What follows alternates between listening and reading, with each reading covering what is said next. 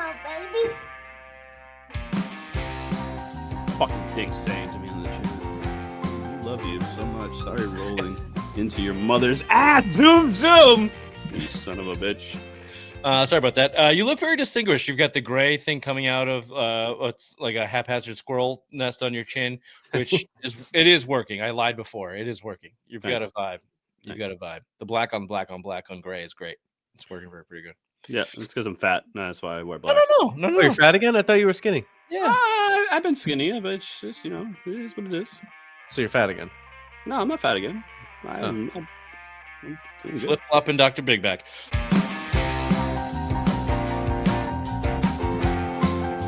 Apparently, the Celtics are dumb front running pussies. This is the same team they have been for 4 years running.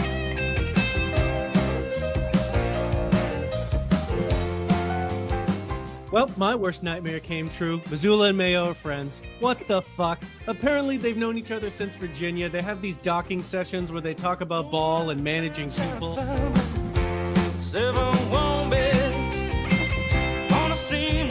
on vacation. I'm going to quay all these. I'm going to fucking watch them this week. Do you say quay?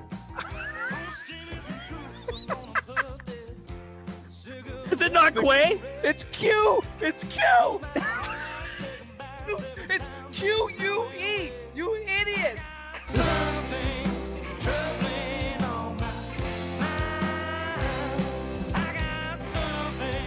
The Patriots are stacking experience. Mike Vrabel, Josh McDaniels, Terrell Williams, Doug Marrone, Thomas Brown, some other guys here we can get to if you'd like.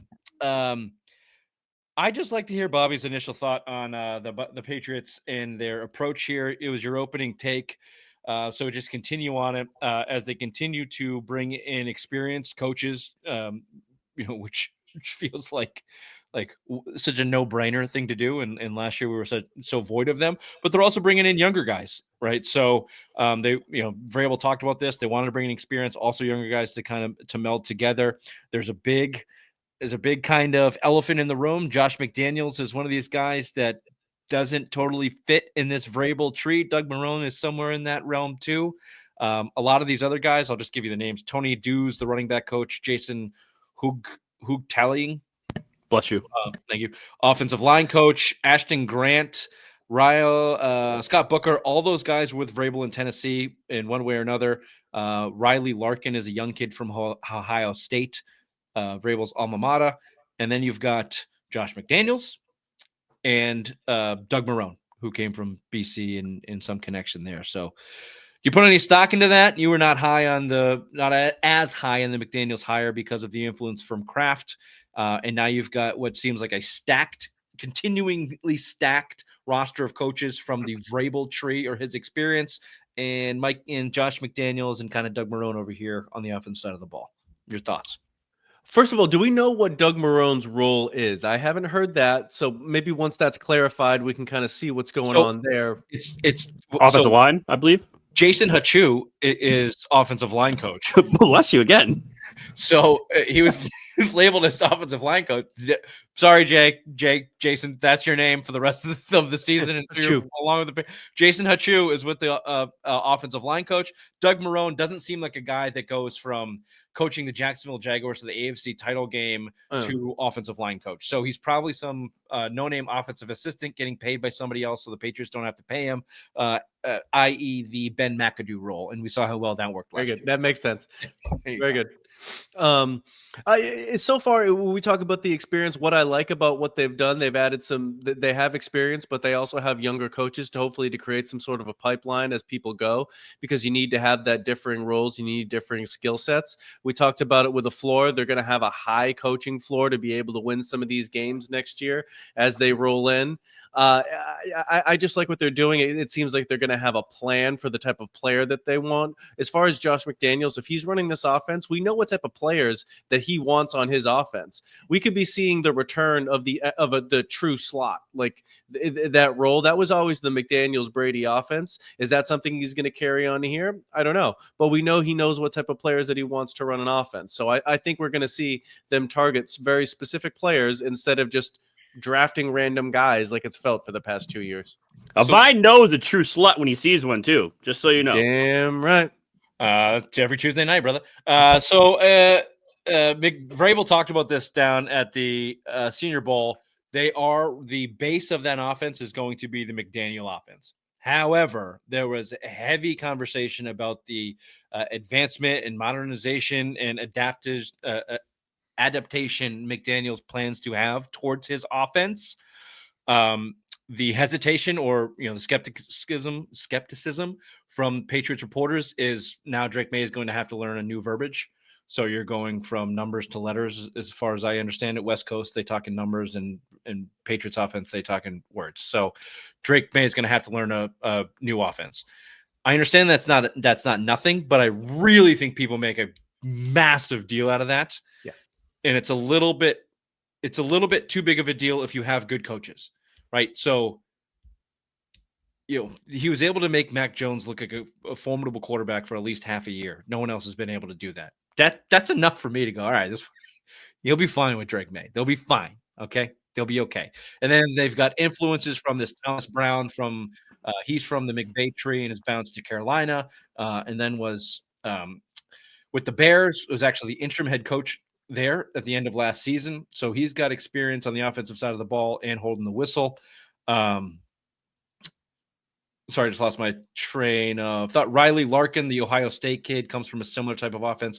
Ashton Grant, the quarterback coach, comes from a similar West Coast style offense. So the influence of that West Coast modern offense is all there. It's just Josh McDaniels calling the plays on the sideline and implementing it all. So your only hesitation really here should be is your confidence that Josh McDaniels can do the job. And anybody that doesn't like that hire, the alternative is, I've said this before, I'll say it again, is some kid that has never called a play in the NFL live in game that you're going to trust. I would much rather hand Josh McDaniels a new offense to learn and implement and let him call the game than bring in some 28-year-old and see if it fucking works. I'm still landing there. Whether it was Kraft's hire or not, I just trust Josh McDaniels for him to learn a brand new system and implement it with Drake May than to have some young kid that's never done it before take over an entire offense with where the Patriots are right now. I just think that Josh McDaniels will be able to adapt to whatever Drake May needs him to do and help him get to the level he needs to. I mean, it's only been a year of Drake May with the Alex Van Pelt system, which I'm sure he, as soon as the season was over, just fucking threw that fucking playbook away. It was like, I'm done. I don't need to deal with this shit anymore. So I think playbook. Do you mean coloring book? Yeah, coloring book, color by numbers, whatever. But yeah, Drake May, I don't feel like is going to have a big learning curve or whatever. Like, I think this whole system is going to be a breath of fresh air. Like, holy shit, a guy that's won 6 Super Bowls is in the house with me right now. He's going to teach me the philosophy that Tom Brady, the greatest of all time, learned. Like, yeah, I'm all for it. Like, Drake May seems like the kind of guy that wants to learn, wants to come out there, wants to breathe all the fresh air, and wants to have a winning culture around him. And unlike fucking Gerard Mayo and Alex Van Pelt around him. Yeah, I think the Drake May doesn't want to do, and that's bang hoes because he got married in this offseason. Boo! He didn't get on. No, he proposed. Big Same difference. Thing. Whatever. He proposed. He's following the Brady path. Yeah. He took. How'd that work out for Brady? Like 8 wives later. Yeah, 7 Super Bowls in come on, 2 wives. Well, did he marry Bridget? No, it was his girlfriend. They were married. Bang that skank. He knocked her up, but he was sliding through celebs. And he said, "Excuse me, Bridget, I need some milk and cigarettes. I'll be right back," and then never returned. Here's what's going to sell Drake May when Josh McDaniel goes, "Watch this. They're going to play man, so we're gonna play a rub route here." And Pop Douglas, he's going to be wide open for 40 fucking yards. And then it's going to happen. And Drake's going to go, boom. And he's going to, holy shit, this guy knows what he's talking about. Yeah, eggplant emoji right in his pants. No problem. A lot of talk about the offense. We haven't touched on the defense a lot. Here you go. Here's something. The Patriots are going to run an actual new defensive scheme for the first time since Pete Carroll. If anyone's counting, that's over 20 years, 24 years ago. It was the last time they ran a defense that was not a Bill Belichick defense. So they're going to run something. This is for all you football nerds. I'll sum it down. It'll look like a 3-4, but it's actually a 4-3. Ooh, spooky. The defensive front will take more of a one-gap attacking approach. That's a shift from last year's scheme which was still using Bill Belichick's style, emphasizing two gapping inside on the defensive front and versatility on the edges. Personnel-wise, the Patriots will change what they're doing, looking for on defense. The Titans typically deployed a smaller, more athletic linebacker core. Oh, praise you, baby Jesus and above. I've been calling for that for 5 fucking seasons. Defensive tackle Devon Godchaux actually played well under Williams, Terrell Williams, the new defensive coordinator for the Patriots, as a rookie with the Dolphins in 2017. He fits into the scheme as a nose tackle. Keion White, listed at 6'5", 290, could play the strong side defensive end. Vrabel and Williams defense in the Christian Barmore, he's good. He'll do whatever he wants. So they've got some good guys in the system. Here's what I took out of this. Been calling for playmaking linebackers for years because that's where the game is won and lost now, in the middle of the field with fast fucking guys. Guys that can cover instead of just run up and thump. Yeah, thank you. Running up and thump, another tendency. Oh, damn nights. God damn it. Sorry, I'm way over my quota tonight. It seems like a more aggressive defense. I didn't watch a ton of Titans football with Mike Vrabel as their head coach over there, but they were pretty good. And it seems like a more modern approach. I just like that you're going to have fast linebackers in the middle of the field. They're going to need edge rushers. So Harold Landry is a guy that was mentioned from the Titans who was pretty good in that scheme. Now, if you follow anything on social media, the Patriots are in every trade discussion for guys like J.J. Watt and any edge rusher you could find. The draft, everybody. So would you take Abdul Carter with your 4th pick overall? I would, because he's probably the best player on the draft board right now. Depends on the situation, but yes. It seems like he would fit this scheme perfectly as well. So if he's there and Travis Hunter's there, who are you taking? Shut the fuck up. We're not talking draft right now. But thank you, Bobby. I told you this. I'm not taking anybody from Colorado. They're all going to suck. We're not talking draft right now. Thank you. It's been jamming my fucking eye. It's just a breath of fresh air. It's going to be something different, right? Instead of Bill Belichick, bend, don't break, and 2 gapping, or somebody trying to cover a scheme and failing at it. We have a new scheme. To Bobby's point, they know what they're looking for. They know exactly the type of players are going to fit it, and they're going to acquire them. I can't wait for the bloodlust, thirst, or whatever you call it, for the current Patriots roster and those fucks that are just cut. All of them. Just get the fuck out of here.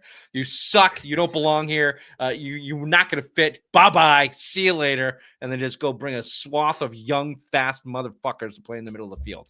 That's what I'm looking for. Sounds like a nice wet dream right there. I just picture him like that's like some sort of gay dream that he has about men, where he's just, that's how he's thinking. Bring them all in here, yeah. Bring in the new guys, yeah. Wakes up Ingrid. It's time to bone. Let's have a dream about men. Let's go. She's like, another one? Okay, yeah. All right.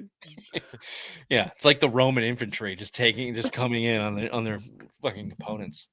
Can't stop them. Cannot stop them. So there you go. If you listen to the sludge that is Boston Sports Radio, we can start picking nits here at the way that the Patriots are building out this this coaching staff. But to a man, I look at it and go, we talked about this the last several weeks on the show. You needed to bring your floor way higher. You needed to bring some professionals and adults in the room. With every single hire, it seems like they're doing that. And I'm just not the guy that's going to be concerned about Josh McDaniels. He's proven himself over and over again as an offensive coordinator in this league, and you put some talent around him, I think he's going to be not fine. I think he's going to be good. I think there's going to be a lot of people eating some crow come the first couple weeks in the season. And these boys are not going to love the coaching staff because they're not the players' coaches. They're going to be working hard. They're going to be out there fucking, yeah. I can't wait for this. Good. They didn't love Gerard Mayo because he was a soft corporate shrill dickhead, and they didn't show him what to do. Keion White basically called him a pussy at the end of the season. Keion White's licking his lips right now to get punched in the face by Mike Vrabel. And watch Vrabel bleed down his eyes all practice because he's a fucking meathead. They're football players. They need meatheads. They are all meatheads. All of them, except for the pussy wide receivers. All of them are meathead wired to be lunatics. They need that type of leadership.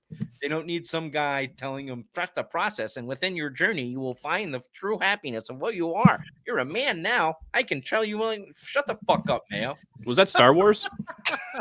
You wouldn't know. Let's finish this off with a little Super Bowl talk. Ray, your Chiefs made it. Congratulations. Fuck you, my Chiefs, you son of a bitch. Chiefs, Eagles in the Super Bowl. Thoughts on those conference title games? Go ahead, Ray. The Eagles, I listened back to the show. We were way wrong. We thought it was going to be a competitive game. The Eagles came out there. Saquon Barkley should be league MVP after that performance. Like, he brought those Eagles to the Super Bowl. Mahomes can suck a dick. I wish he was on that plane that crashed over DC. Jesus. Nope, we don't have to beep that. Fuck that guy. Good Fuck that Chiefs. Fuck everyone. I hope Andy Reid has a heart attack on the sideline, dies on the sideline. Okay. Fuck the Chiefs. I fucking hate them. This is why we don't let Ray talk a lot. Bobby? Yeah, if the Eagles run the ball like that against the Chiefs, should be the team favored to win. They completely bullied the Commanders. I don't think the Chiefs will get bullied, but they don't have near the talent. They have one player that's the best player on the field. They're going to be the better coach team, which certainly matters. But on the offensive and defensive line, the Eagles are absolutely stacked. Jalen Carter smacked the center of the Commanders, and he died on the field. He passed out. It was awesome. Like, did you guys hear Brady when they played the replay back and showed that? Brady was like, oh, like when he just boom, like that guy. He's one of the best players in football right now, and he'll be unleashed. If the Eagles can run the ball like that, they're going to win the game. Two tangents here. See that Eagles team? See how good they are? You know how they built that team inside out. If you want to do that, go get yourself a Jalen Carter. Loaded on the lines. Been calling for that for several years too. Secondly, I'm not betting against the Chiefs. I think the Eagles certainly have a shot, but the Mahomes factor is real. So what was it, Ray?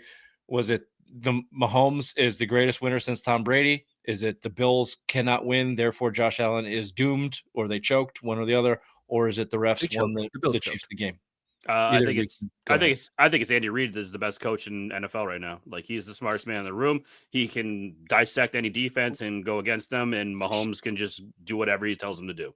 Not just that, Steve Spagnuolo is by far the best coordinator. Yes. I don't understand. He must not want to be a head coach, because I don't understand how he's not getting.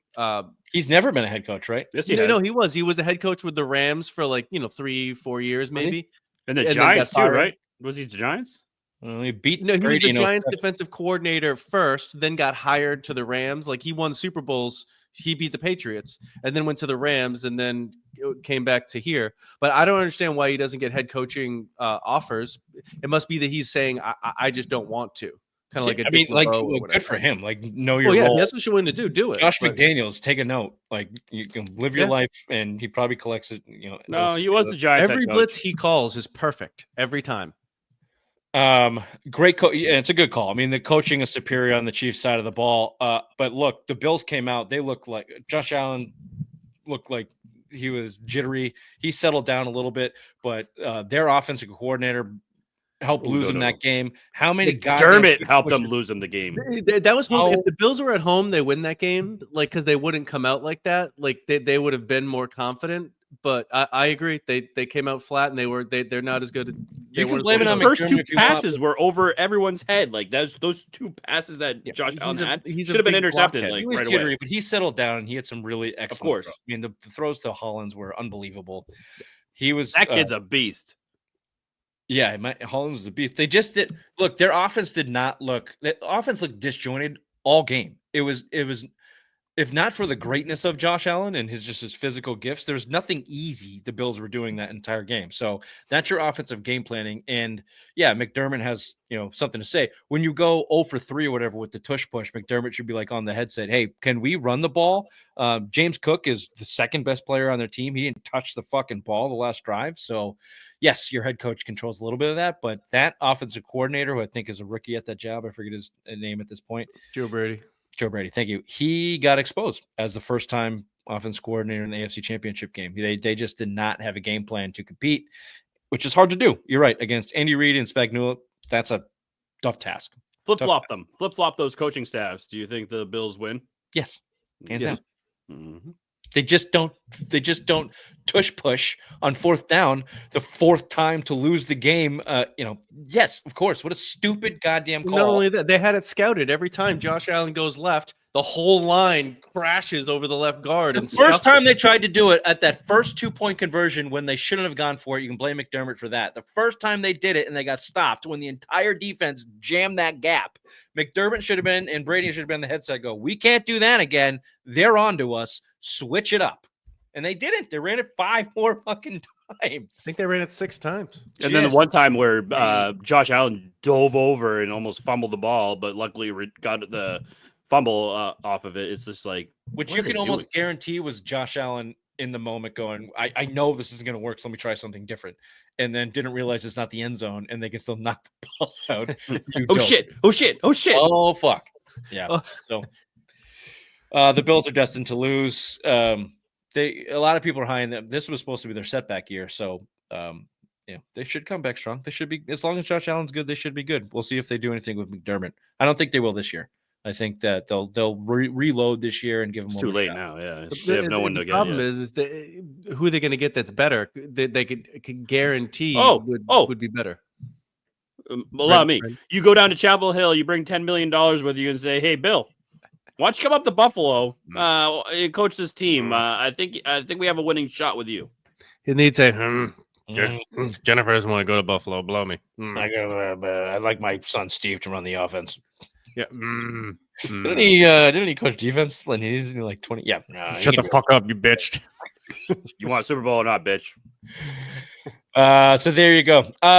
Quick break. We'll be right back with top 5 worst of the NFL in 2024.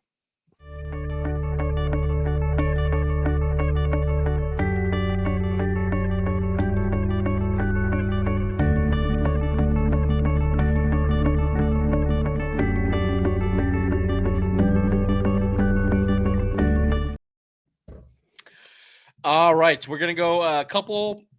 We've got a couple lists here. 1, 2, 3, 4 categories. We're gonna go top 5 roundtable discussion. Keep it fairly brief. We don't even spend all night on this. We're gonna start with the worst coach. The worst coach in the NFL. Here's your top 5. Here's your candidates in your list. Feel free to add one if we've forgotten one here. I did steal this from the internet, so whatever. Antonio Pierce, Gerard Mayo, Matt Eberflus, Dennis Allen, and Mike McDaniel. Give me your comprehensive top 5 from 1 to 5. Gerard Mayo's 1. After that, I don't really give agreement there. Number 1 is Gerard Mayo. Everyone else, you can put whatever you want. Everyone's tied at 2 after that. Maybe Antonio Pierce because the Raiders Antonio were Pierce is number 2. He's a solid number 2. I'm gonna give you Matt Eberflus. I'm gonna give you Mike. I'm gonna give you a dark horse, Mike McDaniel. He collapsed. Spite. That's just over spite. Well, respect my spite. I do respect your spite, but I'd go Mayo, Pierce, and then Eberflus. That's just me.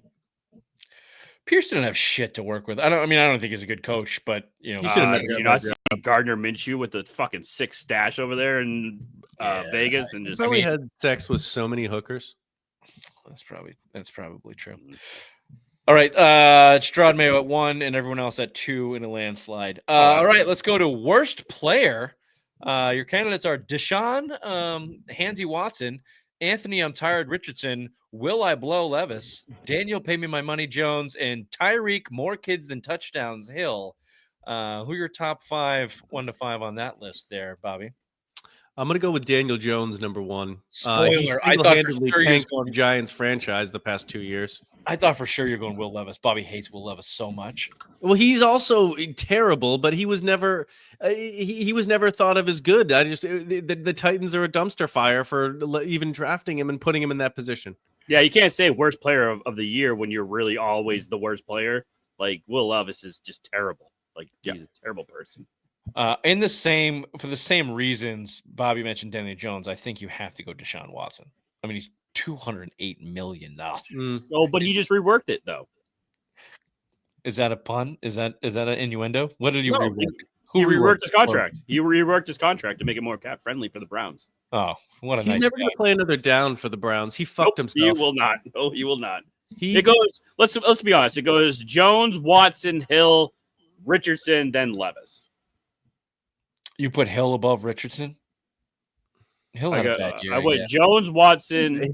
Hill's probably Hill, one yes. season away from being washed. But he might be a Patriot, so everyone should be happy. That's not happening. Whoever said that is an idiot. I'd put Watson That's above Bill Gately. You can find him on Facebook at Bill Gately. pewpew.com. All right, that list works for me. All right, let's go to most overrated player. You can't see here. Dak Prescott, TJ Watt, Jordan Love, Brock Purdy, and Marvin Harrison Jr. Can I start? Number one overall player is Marvin Harrison Jr. The hype this guy got coming out of college, Bobby Bukkake, I don't know what his thoughts on it were, but this guy was supposed to be the next Marvin Harrison, and he wasn't. He kind of stunk most of the year. He had flourishes. He'd have like a quarter with 3 touchdowns and then do nothing for the rest of the game, and that was his big week. I don't think he's dead in the water. I'm not calling him a bust or anything, but in terms of what his expectations were, of what he gave you, outside of Dak Prescott, who was hurt, obviously, I think Marvin Harrison tops this list. He's 1 for you? Fuck that. Dak Prescott, baby. Give me Dak Prescott at 1. Give me He got hurt. Yeah. Dak Prescott's always been overrated his whole career. Everyone thinks that they can go to Super Bowl. Remember how Cowboys fans were like, oh my God, we're going to go to the Super Bowl. Like, look at our team this year. It's Dak Prescott's holding them back. And then I can't give you Dak. He got hurt. He was out for like almost the entire season. So what Brock Purdy was too. I'd go Brock Purdy number 2. Brock Purdy was hurt most of the season. This Dak Prescott, Brock Purdy. I'd go Marvin Harrison and then TJ Watt doesn't belong on this list. No, neither does Jordan Love. He's a lesbian, so he's a lesbian looking, so he doesn't have that going for him. He's also we love lesbians. We love lesbians. Rich had it right. Marvin Harrison Jr. looks like an average NFL receiver, From a career standpoint, I can have a conversation about Dak. Not this year. He was hurt. What do you want to? You got hurt. He was out. Because he's off the pussy. field. He's a pussy. Rub dirt on it, bitch. Break his fucking leg or something. No, he broke his finger. In your mother's ass. Fall off of the season.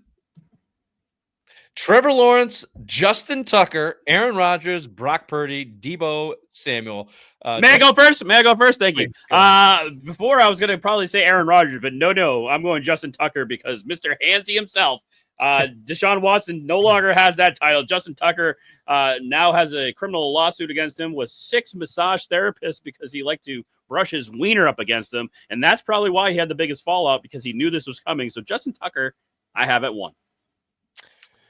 Yeah, I think for football reasons, it's probably Trevor Lawrence. He came in with so much hype, and he has just been so bad. Rodgers was old. We knew that was going to happen. Purdy, whatever. Deebo, he's fat, so he can't play anymore. And saucy. Tucker went from the best kicker in the league to a shitty perv. So I'm with you. 1-2 is Lawrence and Tucker. Even Lawrence, don't take wait. Aaron Rodgers, come on. Aaron Rodgers played like asshole this year. Again, Aaron Rodgers was come as a 40-year-old coming off an Achilles. He didn't even play last year. Biggest fall off. Pay attention to the. You hate him. Well, how the hell did you have him higher than fucking If 2? the criteria was biggest douchebag, Aaron Rodgers would win a landslide. All right, I'm sorry. Fall off. Pay attention to the criteria. Read all the words. Fuck.